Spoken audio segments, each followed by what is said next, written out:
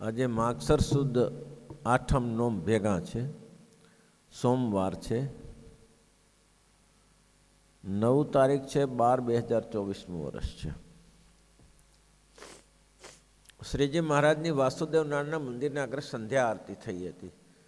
વાસુદેવ નારાયણની મૂર્તિ અત્યારે પાછળ રંગમોલમાં ઉપર ઘનશ્યામ મહારાજ પાસે છે. પણ પહેલે જ્યારે ગોપીનાથ ભગવાનની પ્રતિષ્ઠા નથી થઈ ત્યારે દાદાના દરબારમાં ચોકની વચ્ચે લીમડો છે, તેના સામેના ભાગમાં ઉત્તરાદે મુખે ભગવાન વાસુદેવ નારાયણને બેસાડ્યા હતા.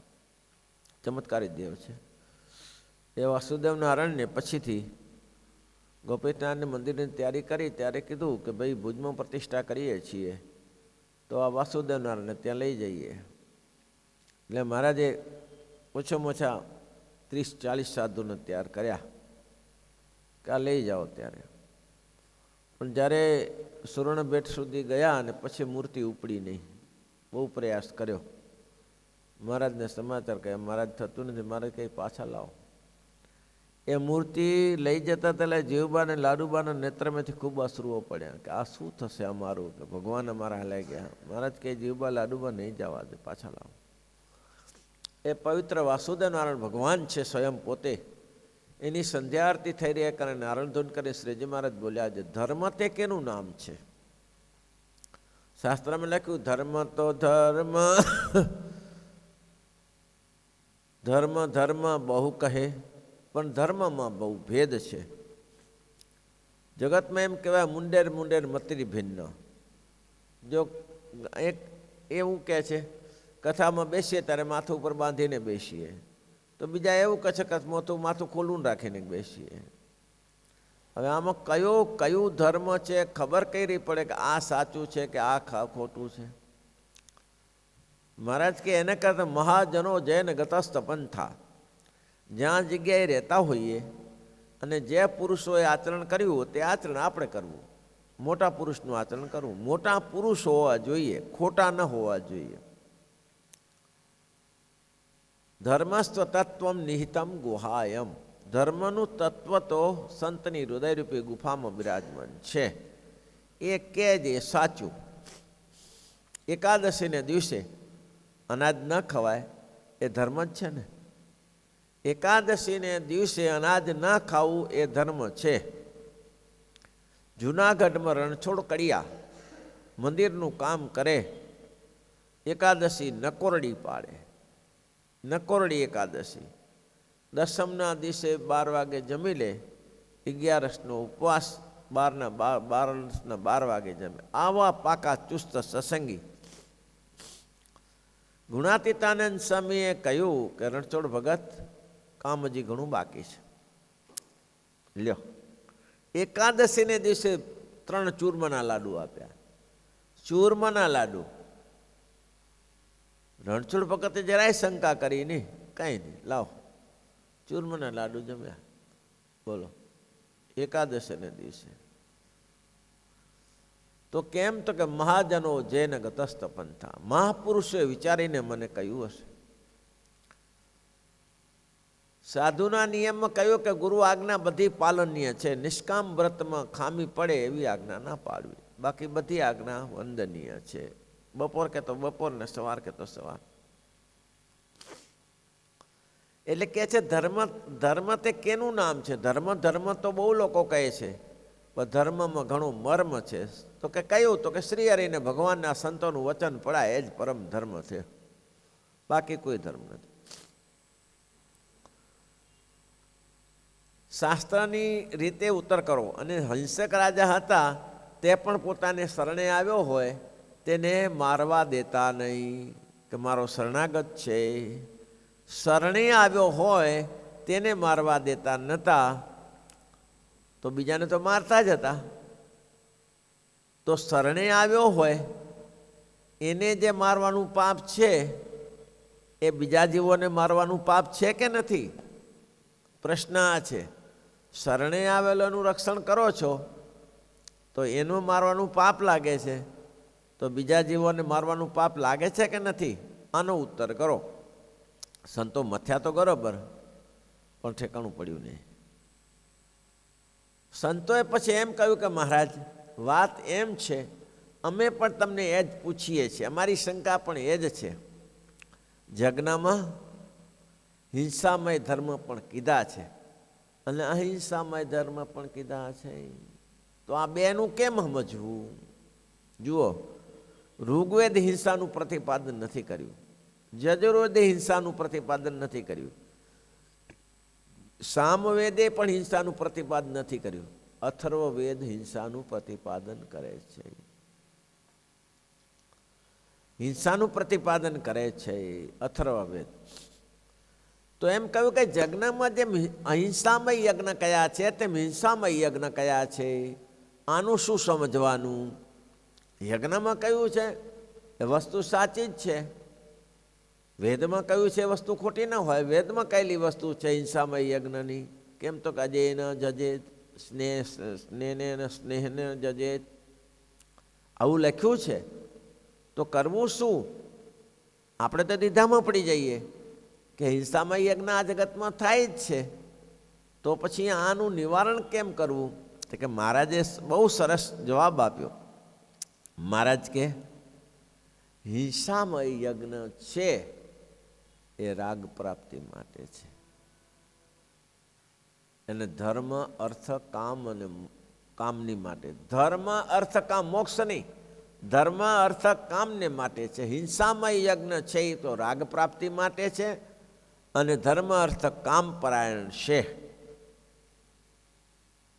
એનાથી આટલું થાય. અને હિંસાના સંકોચ માટે. કેટલું સૂત્ર સરસ મૂક્યું. અને હિંસાના સંકોચ માટે છે.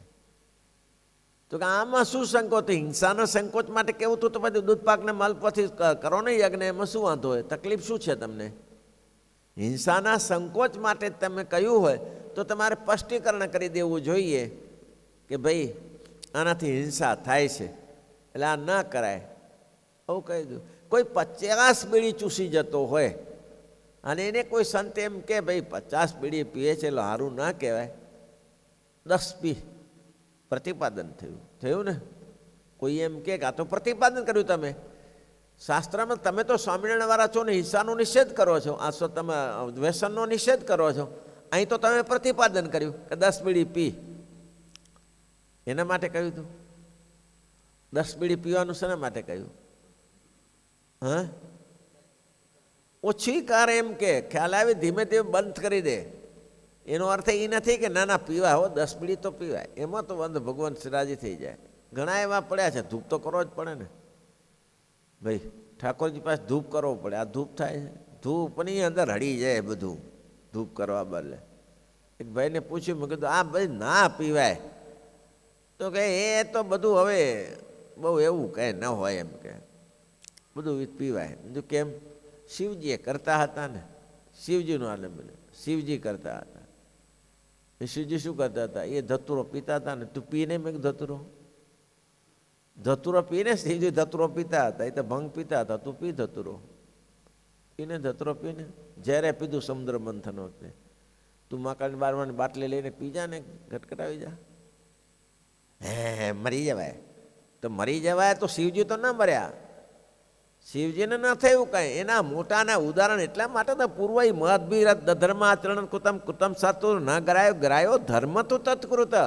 મોટા પુરુષનું અધર્મ આચરણ જેવું જણાતું હોય એને ગ્રહણ ન કરાય, ધર્મ આચરણ ગ્રહણ કરાય.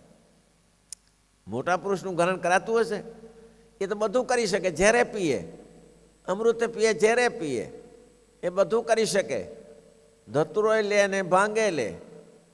ભાઈ ભાંગ ના લે તો કંઈ નહીં, ધતુરો તો લે, ધતુરો લેવાય. પ્રસાદમાં શું વાંધો છે? એ લે છે. એક માણસની મનોકામના છે. એટલે મહારાજ કહે છે અહીં કને એ વસ્તુનો પ્રશ્ન સંતોએ કહ્યું, મારે હિંસામય યજ્ઞ કયા છે અને અહિંસામય યજ્ઞ કયા છે? તો અમારે સમજવું શું? વેદમાં છે, અથર્વ વેદમાં જ કહ્યું છે હિંસામય યજ્ઞ જ કર્યા છે.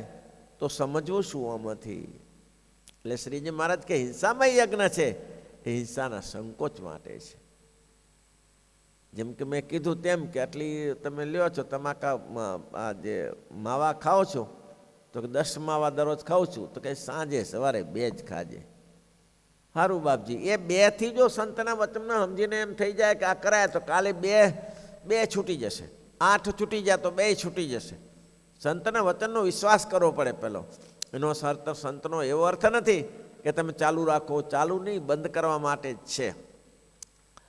હા પ્રભુ, હા એ બંધ કરવા માટે સંકોચના હિસ્સા માટે છે અને રાગ પ્રાપ્તિ માટે છે એમ કહ્યું. અને મહારાજ કે અહિંસામય યજ્ઞ છે એ ધર્મ મોક્ષ માટે છે. અહિંસામય યજ્ઞનો અર્થ થાય મોક્ષ માટે. અહિંસામય યજ્ઞ કયા છે? પેલો હિંસાના સંકોચ માટે કહ્યું અને અહિંસામય યજ્ઞ છે એ મોક્ષ માટે કયા છે. અને માટે મહારાજ કહે છે, અમે કહીએ છીએ ગ્રસ્તાશ્રમી હોય કે ત્યાગાશ્રમી હોય, આપણે તો અહિંસામય યજ્ઞ જ કરવા. પણ મહારાજ કે પેલો પ્રશ્ન શું રહી ગયો કે દૂધપાકને માધ્યથી દૂધ યજ્ઞ કરવો? ત્યારે મહારાજ કહે છે એ થાય એવું નહોતું. વ્યાસજીએ વિચારીને ધંધો કર્યો. કેમ?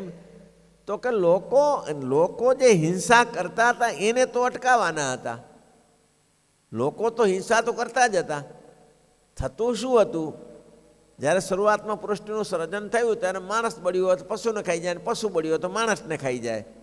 તો આમાં કંઈ હતું નહીં. પણ ધીમે ધીમે ધીમે માણસના 2 પગ હાથ હતા, 2 પગ હતા, પશુને 4 પગ જ હતા, હાથ નહોતા ઘણા પશુને. એટલે પછી એ લોકોને આ બળિયા થઈ ગયા, માણસ બળિયા થઈ ગયા. એટલે ધીમે ધીમે પહેલાં તો સામે સામે ચાલતું હતું, પશુ ખાય ને માણસ ખાય ને પશુ થાય ને માણસ થાય, આવું ચાલતું હતું. પણ હવે આમને તો હથિયાર હાથમાં આવી ગયું. શું?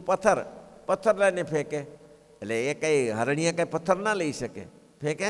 એની પાસે પથ્થર હોય, લાકડી હોય, ન હોય. આનાને તો 2 હાથ છે એટલે લાકડે લઈને લાગી પડ્યા તો પાડી દે ઘણા પશુને. ત્યાં તો મજા પડી ગઈ. એ સમયે પૃથુ રાજા થયા અને પૃથુએ કહ્યું, મારું બેટું આ તો બહુ ખરાબ થઈ રહ્યું છે, આ તો કંઈ પહોંચી વળ્યા એવું નથી. આ તો ધાર સુધા જંગલો ખાલી કરી નાખશે, પ્રાણીઓના સિંહને મારી નાખે. આ તો મહારાજ છે ને અત્યારે માણસો ધારે તો શું ન કરી શકે? જકડ વકડથી બધું કરી શકે. આને આ હિતાવા નથી, આને બંધ કરો. એટલે મહારાજે કીધું કે હિંસાના નિષેધ માટે છે એટલે બંધ કરવાનું છે. જે લોકો ખાતા જ હતા, ખ્યાલ આવ્યું તમ તારે? બધું ખાતા હતા, માંસ મુગલા બધું જેમ ફાવે તેમ જંગલમાં ધડા મારી કરીને એને અટકાવવાના હતા. એને એમ કહીએ, ડાયરેક્ટ કહીએ કે તમે છે ને યજ્ઞ જ કરો છે ને, દૂધપાકથી કરો. યજ્ઞમાં દૂધપાકનું આહ્વાન કરો. એને દૂધપાક ગમે, એને દૂધપાક ફાવે. ભાઈ, જે પશુ મારીને આખા ચાવી જતા હોય એને દૂધપાક ફાવે. એટલે એને કંટ્રોલ મેળવવો હતો, એના ઉપર કંટ્રોલ. એટલે મહારાજે એમ કહ્યું કે ભાઈ તમે આ યજ્ઞ પૃથ્વી રાજા કે તમે યજ્ઞ તમે આમ ના કરો. તમારે કંઈક કરવું હોય ને તો યજ્ઞ કરીને પછી પશુ હિંસા કરો. ડાયરેક્ટ ખાઓ તો ચા મેળ બેસે? એ તો અપવિત્ર કહેવાય. હવે આમાં ન પવિત્ર ને પવિત્ર ચ રહ્યું ત્યારે ઓલી ચંડાલી જેવું છે. ચંડાલી છે એક નીચે ચૂલો પ્રગટાવી ઉપર માટીનું વાસણ મૂકી અને ભૂંડનું માંસ રાંધતી હતી. ભૂંડનું માનતે ઉપર શું કર્યું? જૂતું મૂક્યું.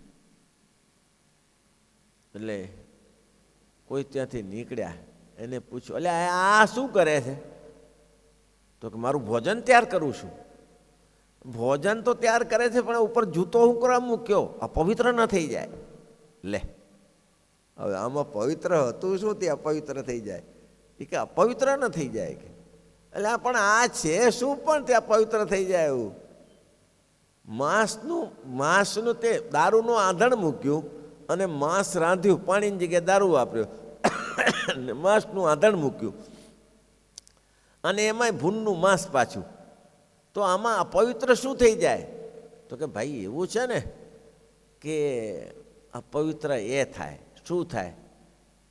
કોઈ માણસ પોતા સાધુની સંપત્તિ લીધી હોય, વિધવાની સંપત્તિ લીધી હોય, ગરીબની સંપત્તિ લીધી હોય અને જે પરને પીડ્યા હોય અને એ માણસ જો આની દ્રષ્ટિ પડે ને આમાં તો મારું ભોજન અપવિત્ર થઈ જાય.